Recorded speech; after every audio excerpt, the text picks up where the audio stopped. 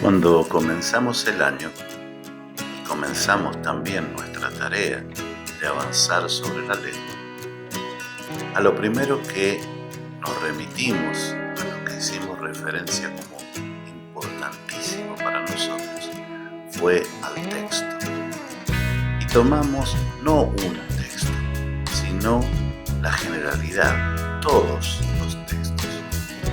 Y dijimos que el texto en sí mismo era la unidad mínima de comunicación, la unidad mínima del lenguaje, que nosotros pensábamos en textos, claro, acompañados de imágenes, pero pensábamos en textos.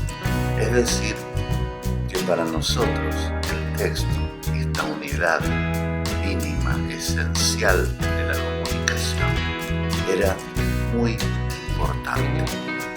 También vimos que en realidad el texto se construye ya sea de manera oral o de manera escrita para una situación determinada, con un propósito. Y es indudable que nosotros lo construimos al texto con otras unidades menores, con otros elementos que nos permiten, sumados uno y otro, llegar a la construcción del texto general que nosotros necesitamos. Ahora bien, ¿cuáles son esas unidades menores que el texto que nos permiten a nosotros construir un texto general? Y nosotros ya lo hemos visto, aunque no la hemos analizado de manera determinada. Por ejemplo, las oraciones. Las oraciones son unidades menores al texto, pero que nos ayudan a construir un texto. Lo mismo los sintagmas o proposiciones o construcciones más pequeñas incluso que una oración, o también las palabras. Esas son unidades menores, pero que juntas nos permiten llegar a la construcción de un texto general. Es por eso que en nuestro camino vamos a tomar cada una de estas unidades menores y las vamos a analizar, vamos a revisarlas para recordar algunas cosas que ya sabemos y para crecer en nuestro conocimiento sobre las mismas. Entonces, nuestro recorrido va a comenzar ahora por la oración.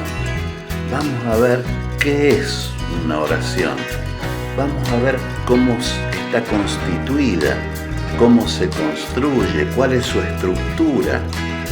Y también veremos la clasificación que podemos hacer de las oraciones. Este es nuestro camino y lo iniciamos entonces así. La oración es una unidad lingüística formada por dos componentes solidarios. ¿Qué quiere decir esto de solidarios? Uno se apoya en el otro. No hay uno sin el otro, sino que trabajan juntos, a la par. Y aquí vamos a decir entonces que esta oración tiene un componente sintáctico, es decir, una palabra o una construcción que la forma. Pero también decimos que tiene un componente tonal o figura tonal que nos muestra, nos manifiesta cuál es el sentido con la que está hecha esta oración, cuál es la actitud de aquel que la construyó, que la hizo, ya sea de manera oral o de manera escrita. Por eso es posible que yo tenga una oración cuyo componente sintáctico es decir, las palabras o la construcción con la que está formada, sea la misma. Pero al cambiar su componente tonal, el significado final de esa oración sea otro. Por ejemplo, si yo digo, es mi pizarrón, bien, ahí estoy afirmando que esto que yo tengo delante o que veo, que tengo cerca, es un elemento mío, es mi pizarrón. Otra cosa distinta sería si yo digo, es mi pizarrón. Allí, por actuar de manera interrogativa, ya no estoy afirmando lo mismo que antes.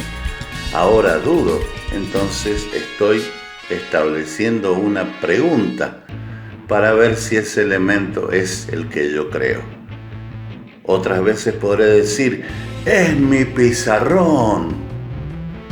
Y ahí estableceré una cosa distinta a las dos anteriores. Estoy estableciendo una exclamación.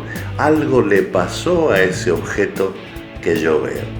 Las palabras siguen siendo las mismas, es decir, que tenemos el mismo componente sintáctico. Pero lo que varió es el componente tonal.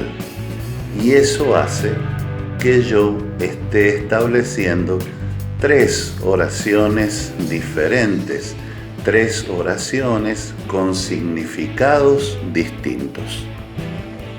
De todas maneras, cualquiera fuera el caso, yo construyo la oración de acuerdo a lo que necesito expresar, al propósito determinado que tengo, y la construyo con los 2 elementos, es decir, con el componente sintáctico, las palabras que la forman, pero también con el componente tonal, es decir, la figura tonal que tiene, que es la que me ayuda también a ver cuál es la actitud del hablante o del escritor de esa oración determinada. Así podemos volver a nuestra definición de oración y volver a reiterarla. Decimos entonces que una oración es una unidad lingüística formada por 2 componentes solidarios que actúan juntos, un componente sintáctico y un componente tonal o figura tonal. Pero como nosotros somos más grandes, vamos a dar un paso más. Vamos a analizar cada uno de esos componentes que posee la oración, porque tanto el componente sintáctico como el componente tonal nos llevan a nosotros a oraciones diferentes, y ese va a ser nuestro análisis. El primer paso que vamos a dar es analizar el componente tonal, y allí volveremos a revisar las oraciones según la actitud del hablante o emisor. Es decir, cuál es el deseo que el emisor ha tenido para formar esas oraciones. Dentro de estas oraciones, según la actitud del hablante o del emisor, nosotros nos vamos a encontrar con las oraciones enunciativas. ¿Cuáles son estas oraciones? Son aquellas que por su contenido expresan un hecho real o que parece real. Sirven este grupo de oraciones para formular teorías, dar explicaciones o para describir. Por ejemplo, perdí mi libro, o el pizarrón es verde, o no entiendo esta oración. Como vemos, están aplicadas específicamente para expresar hechos reales o que están manifestados como reales.